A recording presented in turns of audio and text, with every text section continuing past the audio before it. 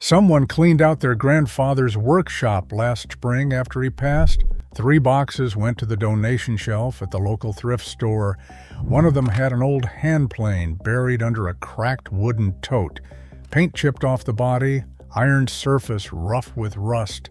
Heel of the tote split clean through. It went on the shelf with a $4 tag. A tool collector walked in that afternoon, recognized the casting profile and the shape of the frog, and paid the $4 without saying a word. That plane sold 2 weeks later for $380, not because anyone restored it, because it was original. The family didn't lose that money because they were careless.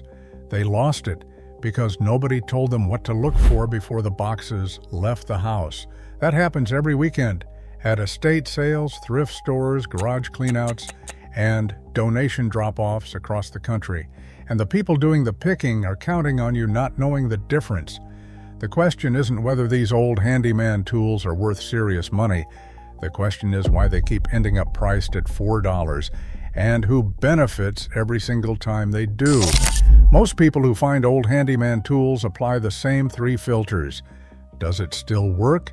Is it a recognizable brand? Does it look clean and complete? Those filters feel reasonable. They're also exactly wrong. A shiny, reconditioned tool with a replacement handle and fresh paint might be worth $12 at a swap meet, and nothing more. A rusty original with a faded maker stamp, a cracked tote, and an intact frog casting might be the one a collector has been tracking at estate sales for 2 years. Condition matters, but not the way most people think.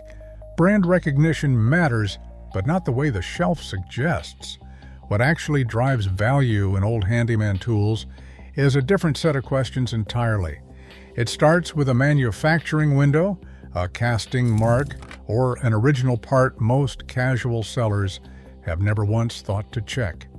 The finish can lie to you. The stamp, the steel, the casting, and the construction tell the better story. Comment below if you have any old hand tools tucked away in a garage, shed, basement, or inherited workshop. I'd be happy to take a look and let you know whether it may be worth more than you think. Starting us off is the Yankee Push Drill. You see this at estate sales and flea markets, usually sitting loose in a bin priced at $2 or $3 next to a pile of bent screwdrivers and old wrenches, and you walk past it because you have a cordless drill at home, and this looks like something from a different century. That's the trap. The Yankee Push Drill looks like a toy compared to modern tools. Sometimes it is, but not always.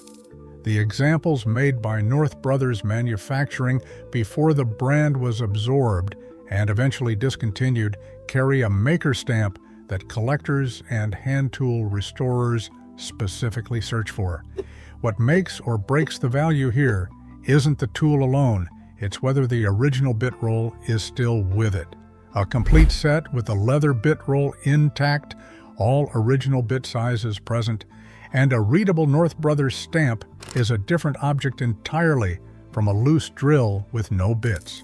Someone prices it at $2 because it looks old and unfamiliar. The bit roll ends up in a separate coffee can. The value is gone before anyone thought to check. Beyond the collector market, this tool still solves a problem your cordless drill can't. No battery, no charging time, no torque setting that strips soft wood screws on antique furniture or old boat trim. You push down, the spiral shaft spins, the bit drives, and you stop exactly when you feel resistance. Your cordless platform gets discontinued, the battery stops holding a charge, the replacement costs more than a new drill. The Yankee Push Drill doesn't have that problem. It never did. Keep the bits with the tool. That's the first rule on this list, and it matters even more on the next one. Next up is the folding boxwood rule, or Starrett steel rule. You see this folded flat in the bottom of a miscellaneous box at an estate sale, usually priced at 50 cents, sometimes $1, and you walk past it because you have a tape measure and this looks like something that belongs in a museum display. That's the trap. Most folding rules look identical at a glance. Old, worn, nothing special. Sometimes that's exactly right, but the ones with intact brass hinges, legible graduation markings, and a readable maker stamp from Starrett or Stanley are precision antiques to the right buyer. Stanley boxwood rules with original brass trim and legible stamping regularly move for $30 to $90. Early Starrett combination rules in original condition have cleared $200 at auction. The thing most people never do is check the stamp and test whether the hinges still move without wobble. Those two details together are the entire difference between 50 cents and a collector purchase. Beyond the value question, this tool still beats your tape measure on any job that requires a rigid, straight edge. The tape flexes, the hook bends, the lock sticks. The folding rule doesn't move when you set it down on a cut line. No battery, no plastic housing waiting to crack. Brass hinges, engraved graduations you can read in bad light, edges worn smooth from decades of real use. Your tape measure is faster when everything is working. The folding rule is there when the tape gives you a curve instead of a line. Check the stamp before you price it. The mark is the clue, and on the next one, the mark is even easier to miss. And then there's the Yankee screwdriver. You see this in a junk drawer or sitting in a 35-cent bin at a flea market, and you think it's redundant. You have drivers, you have bits. You think this belongs at the bottom of a clean-out box headed for donation. That's the trap. Spiral ratchet screwdrivers, particularly complete sets with all original bit sizes present in the original bit roll, and an intact maker stamp, are specifically collected by hand tool enthusiasts and woodworking historians who know how hard complete sets are to find. What destroys value here is the same mistake as the push drill. Someone pulls the bits out and drops them in a separate container before the sale. A loose Yankee screwdriver with no bits might bring $5.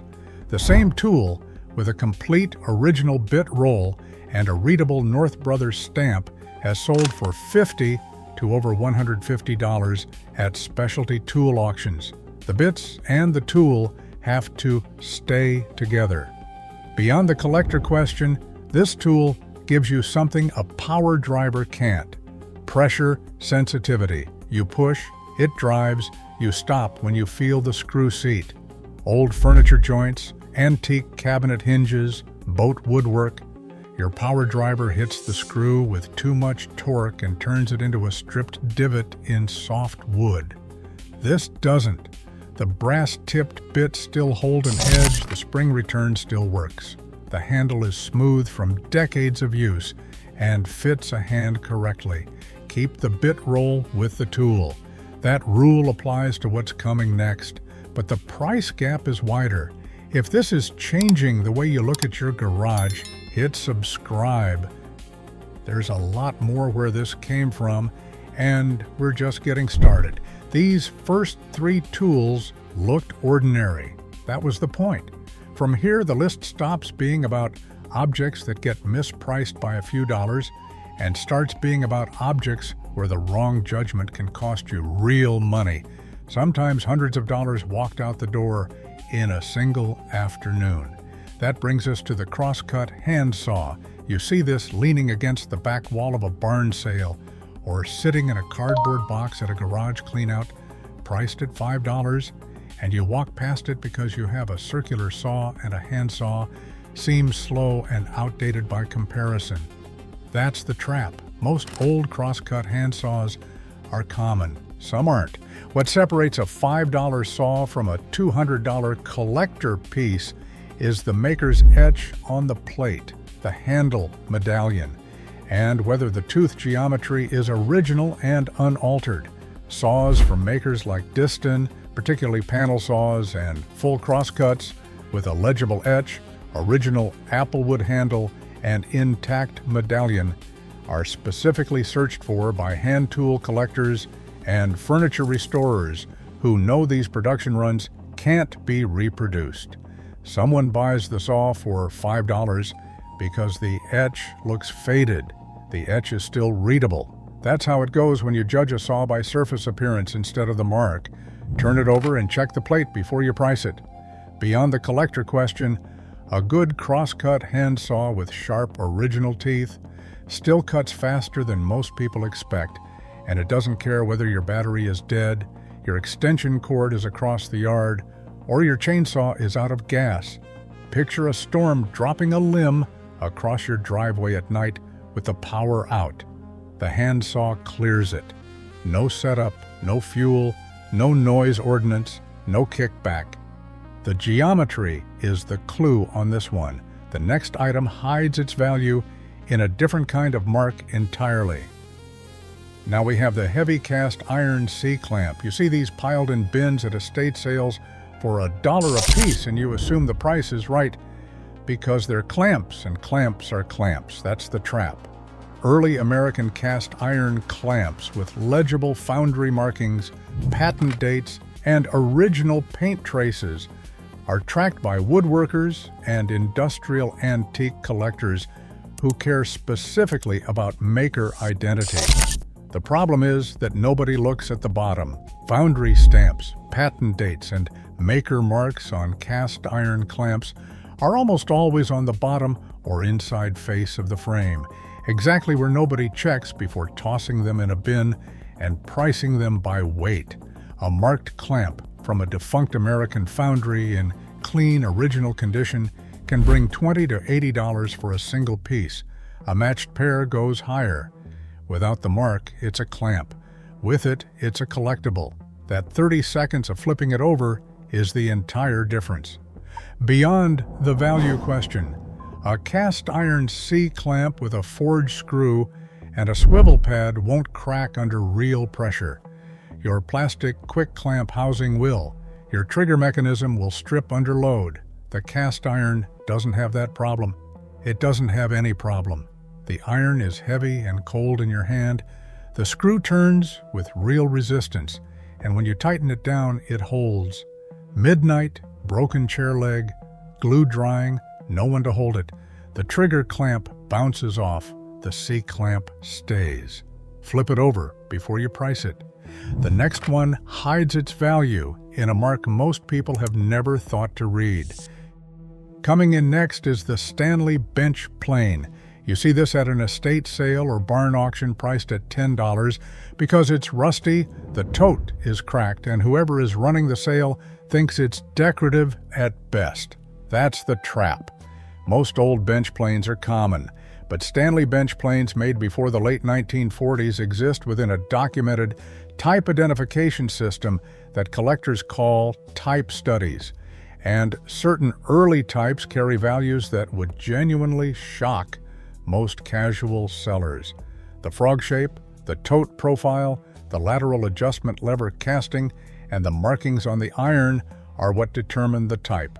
A Stanley number 4 in an early type configuration with an original iron, original rosewood tote and knob, and intact frog can bring $300 to over $600 from serious collectors. A common mid-production type in complete original condition regularly sells for $60 to $150 properly identified. Someone prices it at $10 because it looks rough. The Japanning is chipped, the tote has a hairline crack, the iron has surface rust. None of that is the clue. The frog is the clue. The tote profile is the clue. The casting detail on the lateral lever is the clue. And most people selling these have never heard the word type used in that context at all. Beyond the collector question, a sharpened and tuned bench plane outperforms any power planer for fine-fitting work, trimming a swollen door, fitting a sticky drawer, cleaning up a glue joint, silently, precisely, with no electricity and no replacement blade system that gets discontinued. The type determines the price. Check it before you tag it.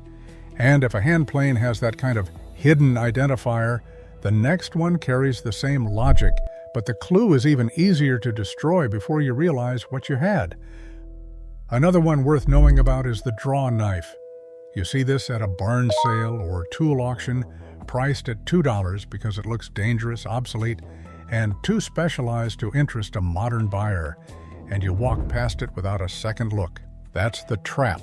Drawn knives with original two-handle construction, a legible maker stamp, and an unground original bevel are actively hunted by green woodworkers, chair makers, timber framers, and hand tool collectors who know that quality forged examples are getting harder to source every year. A clean American-made draw knife with a readable stamp and unaltered bevel geometry typically sells in the range of $40 to $150, with premium examples from recognized makers going higher. The bevel is the critical detail. The moment someone takes a grinder to it and changes the geometry, the collector value drops and the practical usefulness for precise work drops with it. Check the bevel before you do anything to the tool. If it's still original and unground, that's what you're working with. Beyond the collector question, this tool shapes axe handles, fence posts, chair legs, spindles, and replacement handles for other tools with two hands, full control, and no electricity. Router bits break, power planers remove too much material for close work, replacement blade systems get discontinued. The draw knife doesn't have any of those problems. The steel is visible, simple, and can be filed and sharpened on a good stone. Picture replacing a broken axe handle with no lathe available. The draw knife is how it was done and how it can still be done. The bevel is the clue. Touch it before you sell it. The next one hides value in a mark most families donate without reading. This is where the value jumps start getting serious. That brings us to the hand brace drill. You see this hanging on a pegboard at an estate sale or sitting loose in a workshop cleanout box, priced at $15, swept wooden handle, heavy iron chuck, no bit roll anywhere in sight because someone already separated the bits into a coffee can, and you think it's a wall decoration or an outdated curiosity nobody actually uses anymore. That's the trap. Complete brace and bit sets, meaning the brace itself, plus a full matched set of original auger bits in an intact canvas or leather roll, are among the most actively traded items in the hand tool collector market. American makers like Miller's Falls and North Brothers produced sweep braces collectors identify by model and ratchet mechanism. English ultimatum braces are in a separate collector tier entirely, with documented examples selling for several hundred to over $1,000 at specialty auctions. A standard American brace in complete original condition with a full matched bit roll from a recognized maker regularly brings $80 to $200 from buyers who know what they're holding. The single most common mistake is exactly what happened in that estate sale box. Bits in the coffee can, brace on the wall, value destroyed before anyone thought to check, keep them together. The chuck stamp, the sweep size, and the complete bit roll are the clues. Beyond the collector question, a hand brace drills through hardwood, softwood, and soft metal with zero power. It accepts auger bits, screwdriver bits, countersinks, and reamers. Your cordless platform gets discontinued. The battery no longer holds a charge. The replacement costs more than a new drill. The brace doesn't have that problem. It never needs charging. It never gets discontinued. Keep the bits with the brace. The next one requires the same logic, and the price gap is even wider. If you've made it this far, subscribe before you forget. This channel keeps covering overlooked tools and forgotten assets that most people walk right past, and the next video covers a category that surprises almost everyone. From here, this stops being about collector value alone. The next tools are the ones where the wrong judgment costs the most money and removes the most practical capability from your house at the same time. Now we have the cast iron pitcher pump. You see this dragged to the end of a driveway at a garage sale with a $20 tag on it, and the person running the sale tells you it's a garden decoration or a prop for a rustic display. And you believe them because it looks decorative and you can't imagine using it for anything practical. That's the trap. Original cast iron pitcher pumps with legible foundry marks on the base casting, intact leather valve assemblies, and original paint traces are collected by homestead enthusiasts, rural living collectors, and functional antique buyers who specifically want examples that still work.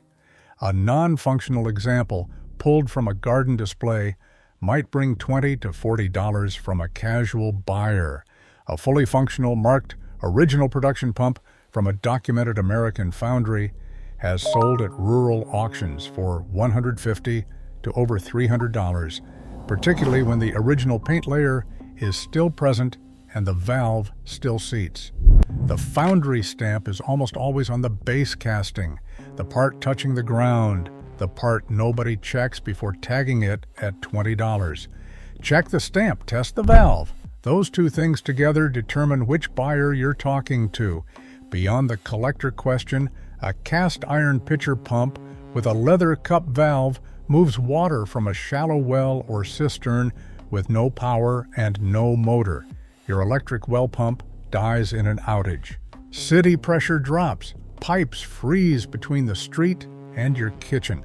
The pitcher pump doesn't care about any of that. Cold handle, satisfying resistance on the downstroke, water that actually comes out. Your family needs water for drinking, cooking, and basic cleaning, regardless of whether the grid is up. Check the foundry stamp on the base before you tag it. The next one hides its value in a mark even fewer people think to find. And that leads us to the combination sharpening stone. You see this at an estate sale, usually sitting loose on a table without its wooden box, priced at $1 because it looks like a flat rock. And that's exactly what most people think it is. That's the trap. Early American combination sharpening stones in their original wooden boxes with legible maker stamps and ungrooved faces are a different category entirely. Arkansas novaculite stones from specific quarry operations, carborundum branded stones in original labeled packaging, and early Norton combination stones are tracked by collectors and working craftsmen who know the material quality of vintage examples isn't matched by current production. A Norton combination stone in its original wooden box with a legible stamp has sold for $40 to $100 at estate sales where the right buyer showed up. Without the box and without the stamp, it's just a flat rock. The box matters. The stamp matters. And almost every time this stone ends up at an estate sale, the box is somewhere else on a different table, in a different bin, already gone. Don't separate them. Beyond the collector question, this stone sharpens every cutting edge on this entire list. Knives, chisels, plane irons, draw knife bevels, axes. Your electric sharpener burns edges, removes too much metal, and can't follow a curved blade. This stone doesn't have any of those problems. The grit surface, the oil-darkened face, the satisfying drag of steel finding its edge, muscle memory that takes 10 minutes to learn and lasts a lifetime. Every tool on this list with a cutting edge depends on this stone. Without it, the system fails. Don't separate the stone from the box before you check the stamp. The next one is the tool that ties everything together, and it's the one most people get completely wrong. And saving the best for last, the full-size brace and bit drill. You see this on a workshop wall or sitting in a corner of an estate sale with a $20 tag on it. The bit roll missing, the bit scattered in a coffee can across the room, and you think it's worth $20 as a wall prop at best. That's the trap, and it's the most expensive mistake on this entire list. Complete brace and bit sets are among the most actively traded objects in the hand tool collector market. The brace itself, plus a full matched set of original auger bits in an intact canvas or leather roll, together with a readable chuck stamp and an intact ratchet mechanism, is a complete system that serious collectors have been hunting for. English ultimatum braces are in a collector category of their own, with documented examples selling for several hundred to over $1,000 at specialty auctions. Standard American braces from recognized makers in complete original condition with full matched bit rolls regularly bring $80 to $200 from buyers who already know what they're looking at. The single most common mistake is the bits in the coffee can. Apart, they're worth almost nothing. Together, with the original roll and a readable maker stamp, they're the complete object. Check the Chuck stamp. Count every bit. Find out whether the roll is original. Do all of that before you price any piece of it. This tool also proves the central idea of everything on this list. It looks like a wall decoration. It looks outdated. It looks like something you keep around for atmosphere and not for use.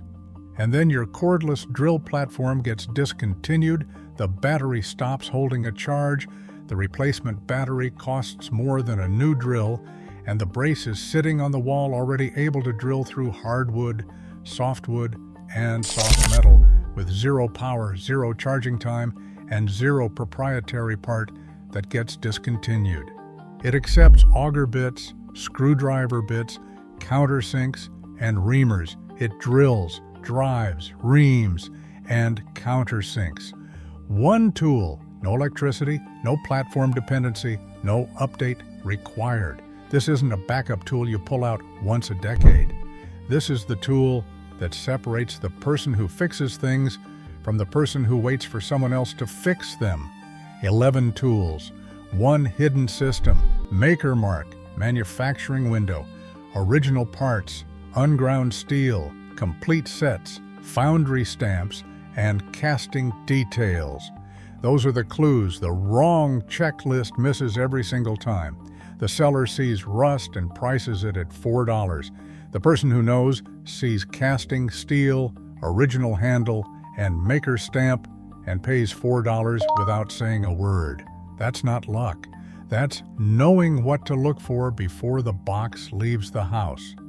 If you have any of these in a shed, a basement, an inherited workshop, or an estate sale box you haven't gone through yet, you're already ahead of most people who would have hauled everything away without a second thought. Before you sell, donate, or price anything out of an old toolbox or family garage, check the stamp, check the construction, and keep the sets together. The finish can lie. The price tag can lie. The stamp, the steel, the casting, and the original parts tell the better story. And now you know where to look. Drop a comment with whatever you have sitting around. Garage finds, inherited tools, dusty boxes you haven't opened, and I'll tell you what to check. Stay on the channel.